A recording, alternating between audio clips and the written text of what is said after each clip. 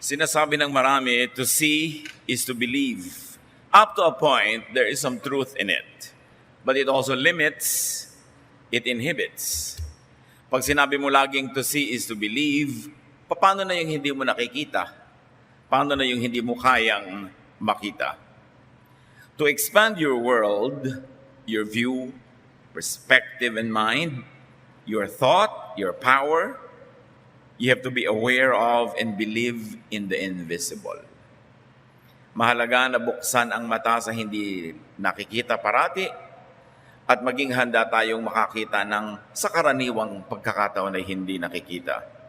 High religiosity and spirituality is not about just rational theology. It is also about invisible realities. Ang pag-aaral natin ngayon, isang malaking hakbang sa paglagong espiritual, pinamagatan natin, see and be blessed. Panginoon, salamat dahil lagi nyo kaming nakikita. Turuan nyo kaming makita rin kayo. Buksan nyo po ang aming mata, maging aming tainga at lalo na ang aming puso sa mga bagay na sa pangkaraniwang buhay ay hindi namin nararanasan, nakikita o nadirinig. Palaguin niyo ang aming pananalig na matawid namin yung pagitan ng langit at lupa, yung pagitan ng espiritu at ng katawan. At nawa, Panginoon, sa aming pagtatangka na abutin ang mas mataas na uri ng espiritualidad, akayin niyo kami, turuan. Bless us with your power, enlighten us, lead us. And right now, Father, we ask you to please cleanse us, enable us to walk with you, by making us pure through the blood of Jesus. Father, we ask you to be our speaker. Lead us unto greater knowledge of you. In the name of Jesus, your Son, our Lord, our Savior, and the only way to you. We pray with thanksgiving. Hindi talaga pwedeng mabuhay lang tayo ng to see is to believe. Because there is so much that needs to be seen. There is so much to be seen with our spiritual eyes. So let us consider the many, many wonderful presences that are unseen. How about considering the unseen? Yung hindi nakikita. Dahil maraming hindi nakikita.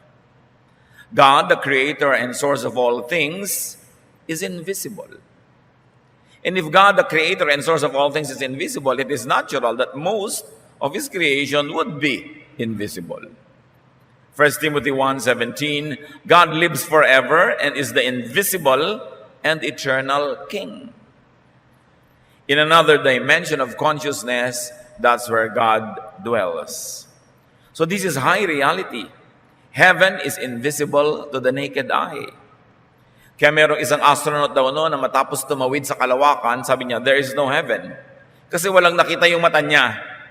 That the usual kind of heaven depicted in art. Because real heaven cannot be seen with the naked eye. Meron naman na dapat ay nadidiscover through our spiritual eyes. High personages are invisible. Ang mga matataas na pagkanilalang, tulad ng Diyos na lumalang, ay hindi rin nakikita. Hebrews 13:2, some people have welcomed angels as guests without even knowing it. Marami daw na nakapag-estima pala ng mga anghel, hindi man lang nila napansin. Angels are normally invisible. And even when angels manifest visibly, they could be unrecognizable. Hindi sila nakikita at kung magpakita man, mahirap makilala na anghel pala. So in other words, angels are seen but really unseen.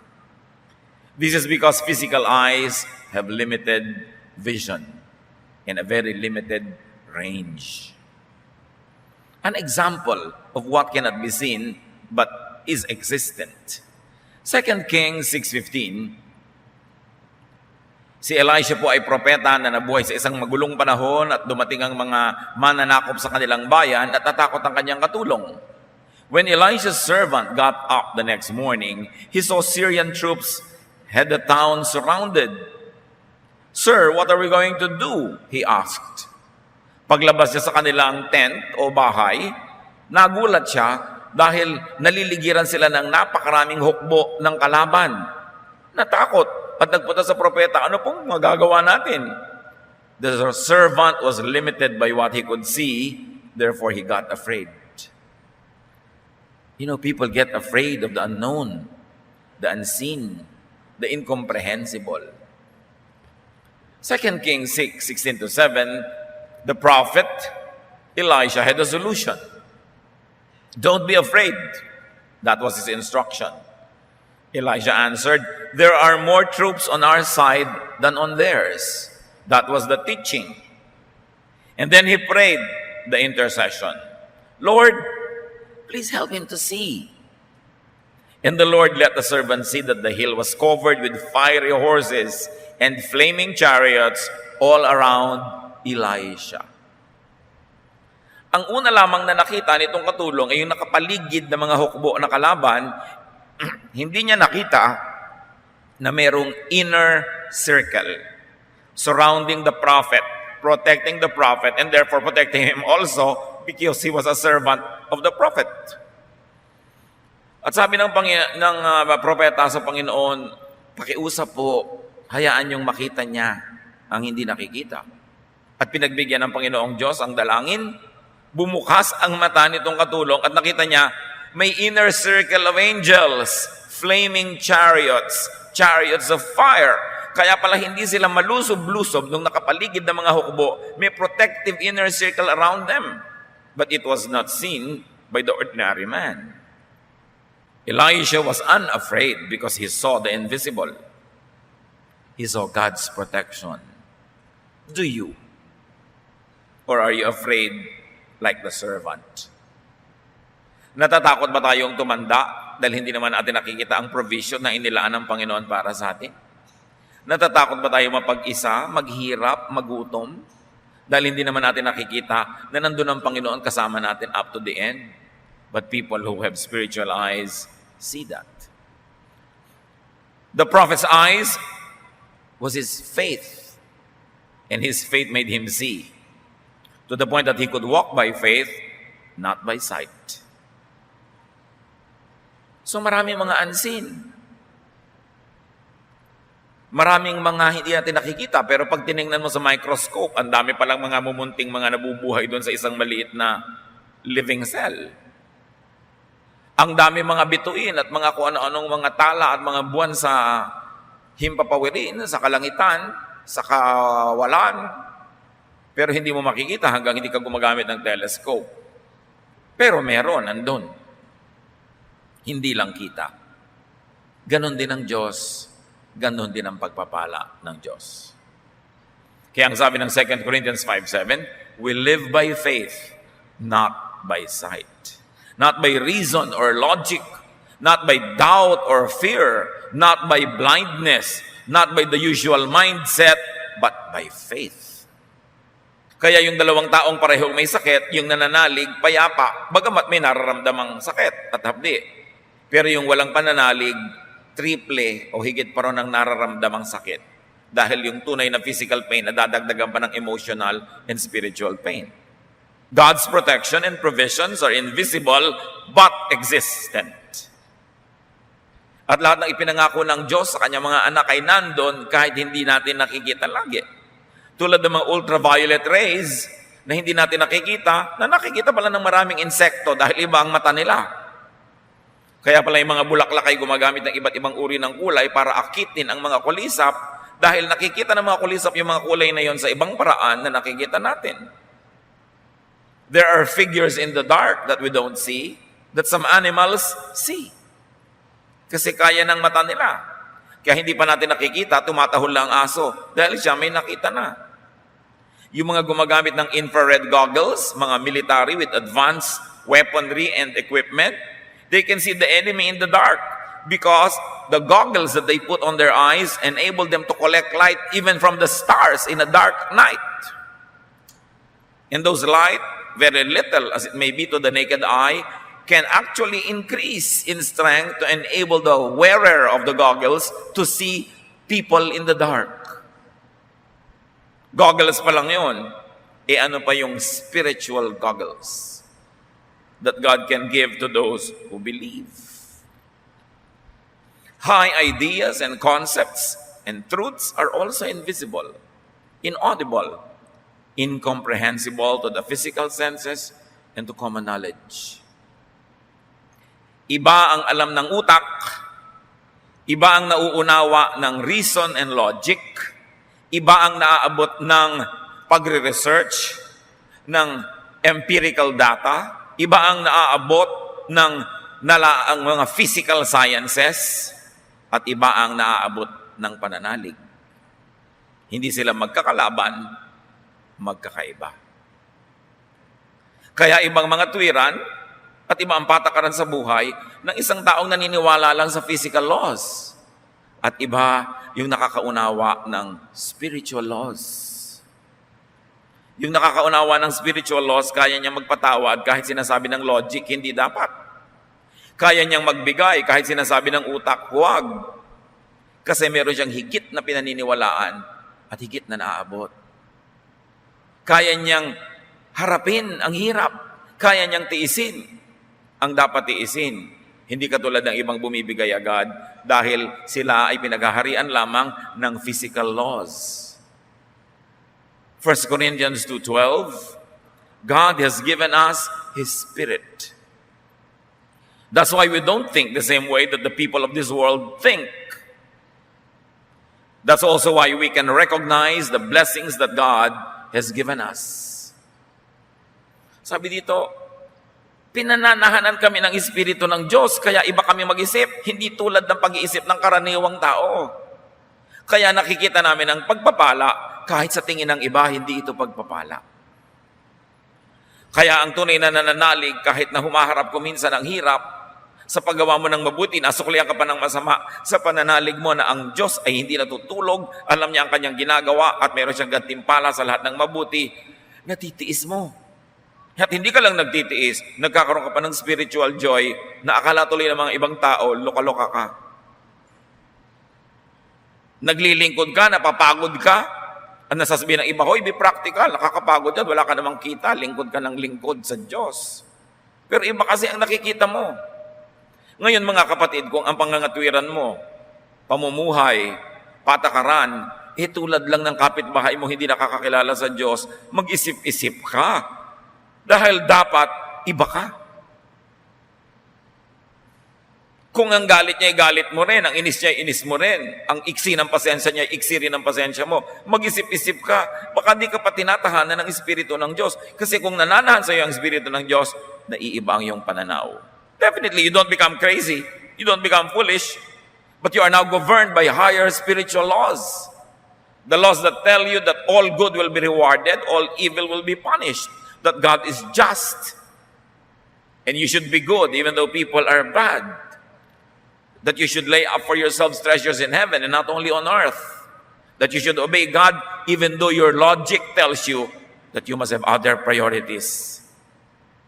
Yun ang katunayan na tayo nasa Panginoon na. Bagamat wala naman sigurong ganap na nagiging 100% iba, pero dapat naman nakakakita ka na palaki ng palaki ang pagkakaiba mo kaysa isang karaniwang taong hindi naman nananalig sa Diyos o hindi kumakain ang salita ng Diyos. 1 Corinthians 2:14, only someone who has God's Spirit can understand spiritual blessings. Anyone who doesn't have God's Spirit thinks these blessings are foolish. Kaya lang siyempre kung minsan, kahit alam mong blessing, huwag ka nang masyadong maingay, lalo't kung ang nakapaligid ay hindi naman nakakaunawa. Halimbawa, for instance, nagkasakit ka o ang mahal mo sa buhay, pero yung spiritual eyes mo see that this illness is really a blessing. That this illness will probably stop you from continuously doing something wrong, or this illness will turn out to be good, or it will result in something good. Pero may mga unbelievers around you, people who are not subscribing to the same concept. Huwag mo na sabihin, blessed na blessed ako kasi nagkasakit ako. Kasi talagang iisipin nila na nasira ka ng bait. You cannot speak that language in the presence of those who do not speak it. Kaya kailangan, isinasaalang-alang din natin sila.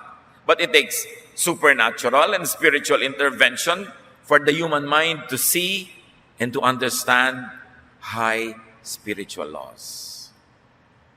Like God, most of creation is unseen. Nakikita nyo ba ngayon ang buwan? Hindi. Pero nandun yun. Colossians 1:16. Everything was created by Him. Everything in heaven and on earth. Everything seen and unseen. Including all forces and powers and all rulers and all authorities. Kung yung buwan na paggabi, nakikita mo, sa araw hindi mo nakikita, pero kung minsan nakikita mo, maniniwala kang nandun kahit sa mga oras na hindi mo nakikita. Pero paano ngayon yung mga iba pang binabanggit ng Colossians 1:16? All other creation, including forces and powers. May mga forces and powers that are present but are unseen. Rulers in the air, authorities, a hierarchy of angels and demons, good and bad spirits, around, near us, but we don't see them. But they are there. Like the moon that you don't see now, but is there. So to be unseen means to be beyond the scope of vision or simply really invisible. Look at what can be seen through x-rays. Dalawa kayong nakatingin sa isang tao, yung technician nakatingin through the lenses, yung ikaw naman nakatingin ka lang through a window peeping at the patient. Magkaiba kayo nakikita. Nakikita nga niya yung buto ng pasyente, ikaw hindi.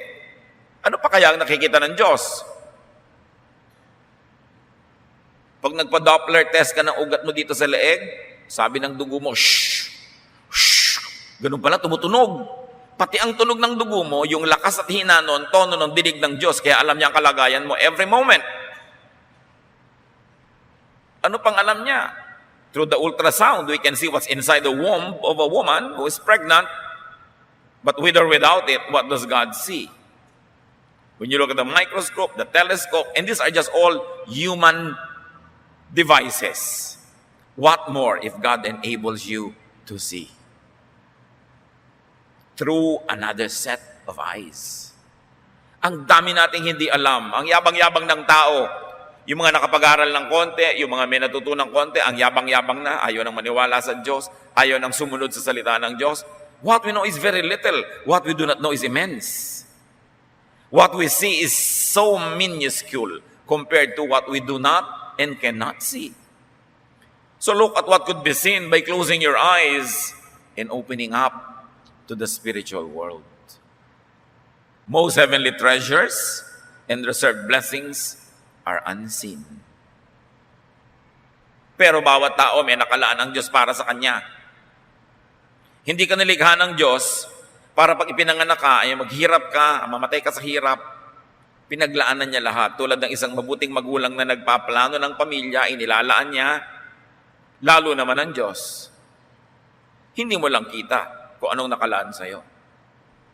1 Corinthians 2:9, no eye has seen, no ear has heard, no mind has conceived what God has prepared for those who love Him. Ang dami lang nakita ng mata natin na kayamanan, atin man o hindi. Ang dami nating narinig na karangyaan, atin man o hindi. At marami na rin tayong na-imagine na mga sarap, layaw at provisions. Nakamit mo man o hindi. Pero sabi ng 1 Corinthians 2:9, small time lahat ang nakita, narinig at naunawa. Na-imagine nyo na wala yan compared sa tunay na inilaan ng Diyos para sa inyo. Many blessings are unimaginable because they are not physical. We can imagine only what is physical, but most of created things are unseen. Many blessings are beyond the senses. Ilan na lang ang senses natin? Mata, tenga, panlasa, pangramdam ng ating balat. Ang konti. People limit themselves when they think only of what they can see now. And usually our vision is so limited. Kumisan nga, zero vision pa. Zero visibility pag maulap. Pag walang ulap, 200 meters, 500 meters, 1 kilometer away. Pero ang liit pa rin nun compared sa kalawakan na walang hanggan. Napakaliit ng kayang abutin ng mata.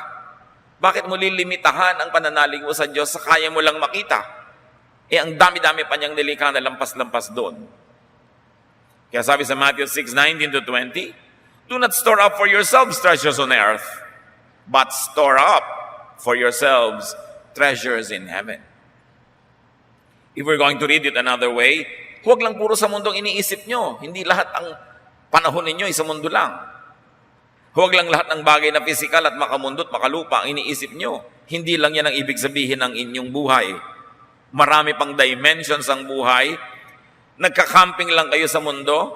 Sandaling-sandali lang kayo dyan. What is a lifetime of 100 years compared to 100 trillion zillion years compared to forever? Ang iksi-iksi niyan. Huwag kayong sobrang ma-attached. Huwag niyong sasaktan ang inyong kinabukasan, ang inyong eternity dahil sa ilang saglit ng buhay dito sa mundo.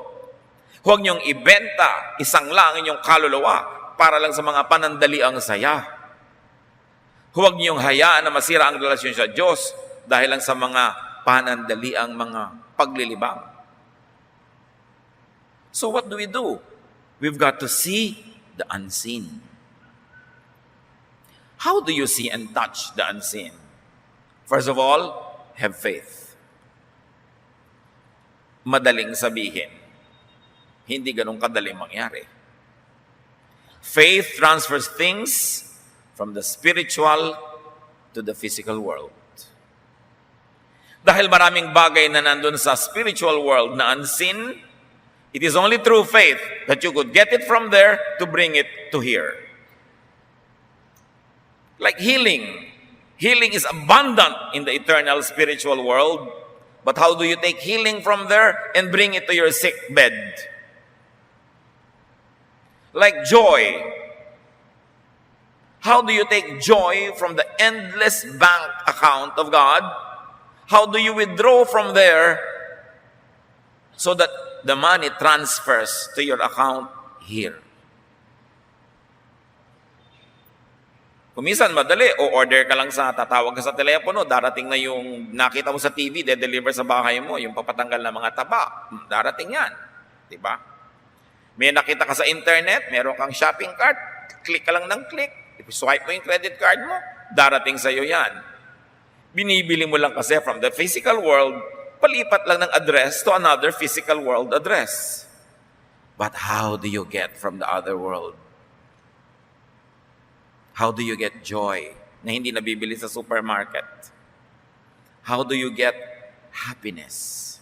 How do you get serenity and peace?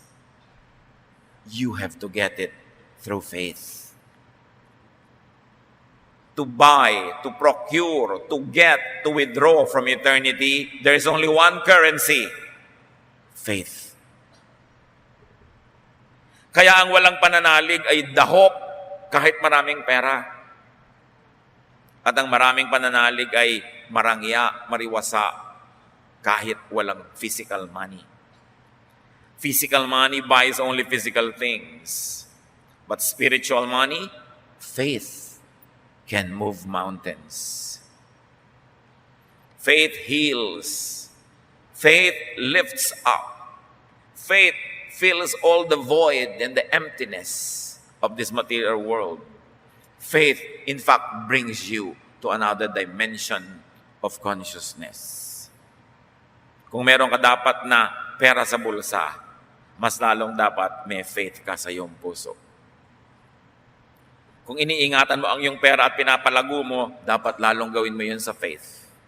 Kung nagsisikap ka na dumami ang pera para maraming mabili sa physical world, na ang liit-liit naman ng planetang ito, mabili mo mang lahat, maliit pa rin, lalong dapat ka magsikap na palakasin yung exchange rate ng faith mo. Kasi kanya-kanyang exchange rate din yan. Kung ang konti-konti ng faith mo, ang baba ng exchange rate, ang konti ng nabibili. Pero pwede mong pataasin yung value ng iyong faith. Faith is the medium, the bridge between the two spheres of reality. May isang tulay para makarating sa spiritual world. Para paratingin mo ang iyong mga hinaing, hiling at dasal. at yun din ang tulay para makarating sa iyo lahat ng iyong hinihingi. That bridge is your faith. Faith bypasses the brain and its limits. You must bypass the brain. Because if you will operate only on logic, only on thought, only on reason, ang konti ng pwede mong makamit mula sa nilikha ng Diyos. Faith makes the unseen visible and real. Hebrews 11:27, because of his faith, Moses left Egypt. Moses had seen the invisible God and wasn't afraid of the king's anger. You see, Moses left Egypt. It was the result of his seeing God. What do you live when you see God? Anong ibig sabihin kay Moses na iwan ng Ehipto? Doon siya lumaki. Prinsipe pa nga siya doon. Yun lang ang mundong kilala niya. Para pangunahan ang mapapakatigas sa mga ulo na halos 2 milyong katao na wala namang baon, walang makain sa daan, patungo sa promised land.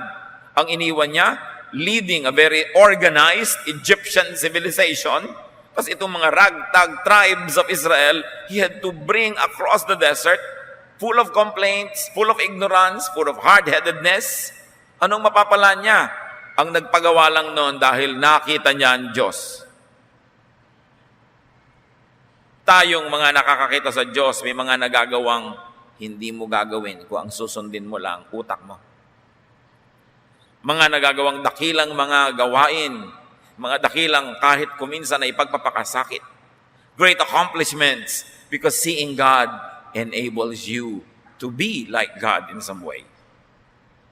Faith makes one see God, not reason. Although reason is also a way of knowing an aspect of God, I believe that science will be God's probably last prophet to reveal himself to people.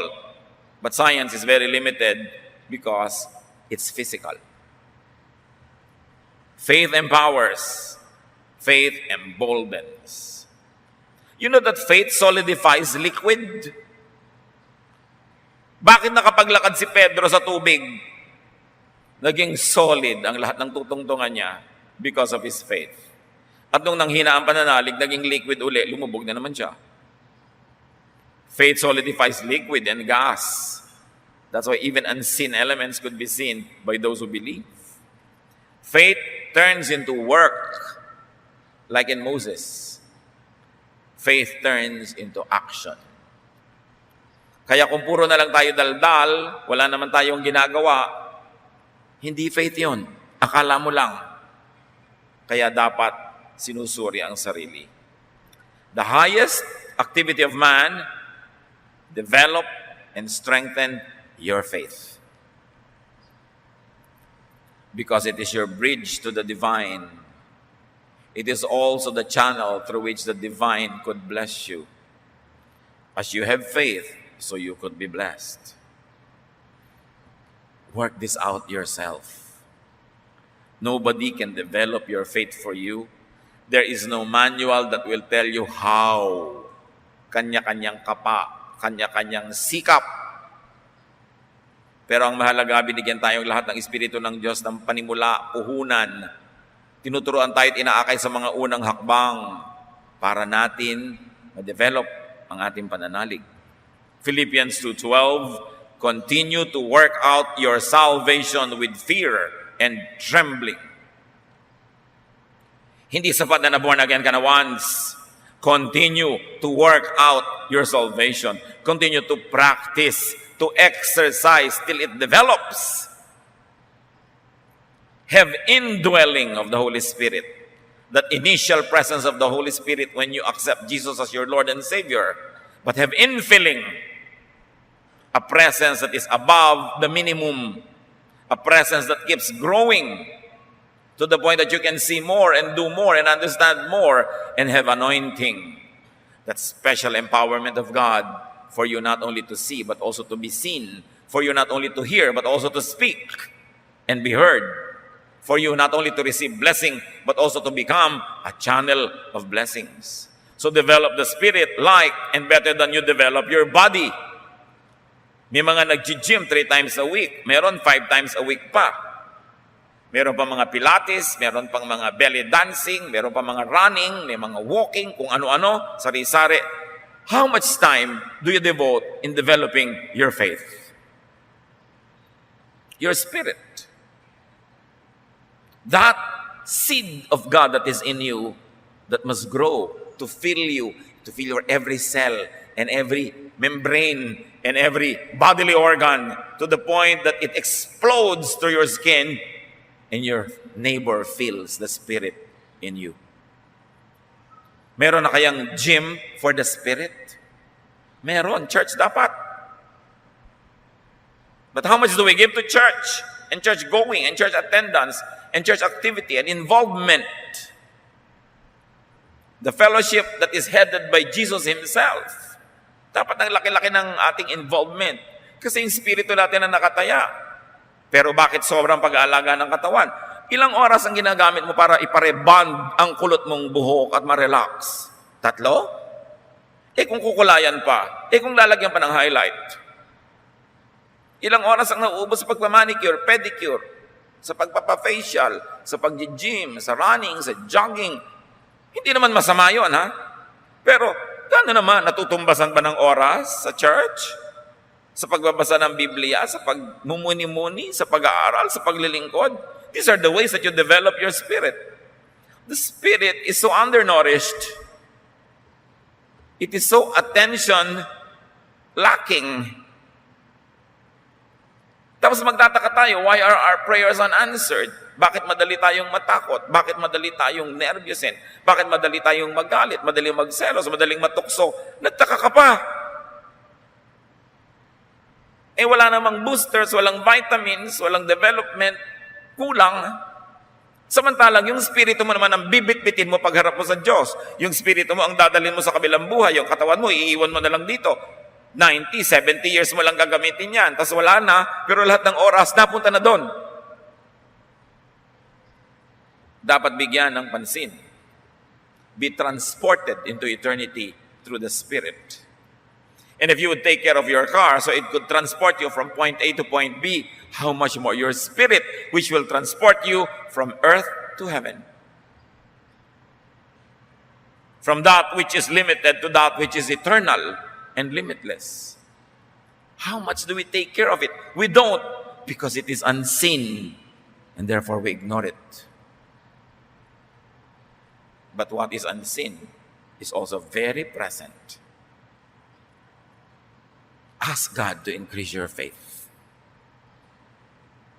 Luke 17:5, the apostle said to the Lord, increase our faith. Meron silang hindi mapalayas sa masamang espiritu. Sabi nila, ba't po hindi namin mapalayas? Ginamit na namin lahat ang tricks of the trade. Hindi pa rin namin mapalayas. Sabi ni Lord, ito nadadaan sa faith. At sabi nila, Lord, increase our faith. Sila pa yung kasama araw-araw, tayo pa. Nahihingi pala. Hingin. Gaano naman kaya karaming beses na naghihingi tayo sa Diyos na increase our faith. Ano hinihingi natin? Pambayad sa kuryente, pambili ng cellphone, pang-load, pambayad sa ganito, pang ganon, kotse, babahay, papa. Kung ano namang hinihingi natin. Di naman masamang hingin. Pero humihingi ba tayo, Lord, increase my faith? Open my eyes, help me to see. Maintindihan ko yung hindi ko naintindihan. Maabot ko yung hindi ko maabot. Ask in faith, and such blessings become tangible. Matthew 7:7, ask and you will receive. Search and you will find. Knock and the door will be opened for you. Ganun katiyak. Kung tiyak ang mananalig. When faith asks for it, spirit becomes flesh. Spirit becomes matter. That which is in eternity transfers to the earth, to your world. That which is unseen becomes visible. The impossible becomes possible. The Son of God becomes a child in the womb of a woman. Truth is given, and truth sets free. The more spirit we have, the freer we are from our bodies and from the boundaries that earthly existence gives us. James 4:2-3, you do not have because you do not ask God. And when you ask, you do not receive because you ask with wrong motives. Wala kayo kasi hindi kayo humihingi. Ngayon, hingi kayo ng hingi, wala pa rin kayo natatanggap, mali naman kasi ang motibo nyo. So bad faith, even bad faith will not get anything from God. How else do you see and touch the unseen? Get help from seers. Yung mga specialista rin naman talaga eh. Prophets, visionaries, persons with sensitive spirits. People of great faith see great things. Ano lang kasi ang feeding ngayon ng modern day believers? Preaching, words, ideas, doctrines. Not bad, they're very good. But this is not all. Sabi sa Bible, God called some to be prophets, some apostles, some pastors, some workers, some soul winners. In other words, ang dami-daming taong dapat nating isali sa nagpapakain sa ating espiritu. Do we listen? Do we get ministrations from people who are gifted with prayer? Do we get ministrations from people who are very sensitive to the Spirit? It's good kung nagpunta lahat sa pastor nyo yun. Paano kung hindi? Kailangan maghanap buhay ka. Kailangan gumawa ka ng paraan. Kaya napaka-limiting yung sinosolo ka ng isang relihiyon, ng isang religious leader, huwag ka makinig sa iba, sa akin ka lang makinig. Nasa kanya na ba lahat ang gifts para makumpleto ang ministration sa tao? Gifted and chosen persons see what all others do not. And if you cannot see those things, you better see them through people who see them. If you cannot understand the words of God on your own, then attend a Bible study where some people who understand it better can minister to you. Exodus 33:11, the Lord would speak to Moses face to face as a man speaks with his friend. Iba ang dealing ng Lord kay Moses. Sabi niya, alam niyo, sa ibang propeta, nagpaparamdam lang ako. Sa panaginip, sa vision, o boses ko lang nadidinig. Walang visual aid. Si Moses, harapan kong kinakausap. So may iba't iba ring dealing ang Diyos sa kanyang mga propeta, sa kanyang mga kasangkapan. So, maging sensitive kayo kung sino talaga ginagamit ng Diyos, kung sinong pinagpapahayagan niya, kung sinong dadaanan ng mga pagpapala niya, at magsiksi kayo sa mga ganon. Kasi talagang merong mga instruments. And if you are not that sensitive, you have to help yourself by surrounding yourself with people who are. Then remember and be aware of the invisible, the unrecognizable. So welcome real angels and so-called angels, people who are used by God to do angelic missions. Welcome not only angelic guests, but also angelic ideas and teachings and counsel. Welcome angelic correction and rebuke, opportunities and possibilities, and even assignments, like Moses did. Be willing to move up. It's important. Leave elementary teachings behind. Kung mahigit ka ng 2-3 taong Kristiyano, ang issue mo pa rin, ano bang tamang baptism, gaano ba kahaba dapat ang damit, anong pwede kong kainin at hindi kainin, anong pwedeng tugtugin at hindi pwedeng tugtugin, anong pwedeng kainin sa Lord's Supper at hindi ko kakainin, magkamatayan man, gaano kahaba dapat ang buhok, anong uri ng musika ang gagamitin, anong kulay dapat ng uniform. That's too basic. That is child stuff. Hebrews 6:1-3. We must try to become mature and start thinking about more than just the basic things we were taught about Christ. We shouldn't need to keep talking about baptisms or about laying on of hands or about people being raised from death or the future judgment. Let's grow up if God is willing. Nakita niyo sa Bible na mismo sabi, tama na ang daldalang walang katapusan tungkol sa mga doktrina. It is so divisive. It stops you from growing. It prevents you from joining a prayer meeting or joining the Lord's Supper. It prevents you from joining the singing dahil ang dami-dami mong arte sa buhay. Sabi, bagay lang yan sa simula. These are child stuff. But we must stop thinking about these things and grow up, the Lord willing. Tama na yung mga tama ba baptism? Paano ba yung laying on of hands? Paano yun gagawin? Ano ba ang judgment? Sino i-judge? Sabi, leave these elementary teachings behind. You are still drinking milk when you should already be eating solid food. Gumraduate na ba tayo sa mga ganyan? O patuloy at patuloy tayong ibinabalik ng mga teachers and preachers sa elementary things. Hindi na nag-move on, yun na lang nang yun. Maraming dapat lakbayin ng Espiritu. Hindi siya dapat sobrang magtagal sa isang istasyon. Dahil hindi magaganap ang kanyang development. Most of and the best in creation is unseen. Have faith, believe, and see. Hindi to see is to believe. When you believe, you see. Faith procures the invisible. Faith brings heaven down to you. Or faith brings you up to heaven, even though your body is still on earth. Faith is all that you must have. Lack of faith, insufficient faith, cannot extract blessings from heaven. It cannot transport you to heaven. James 1, 6-8. But when you ask for something, which means you do not and cannot see,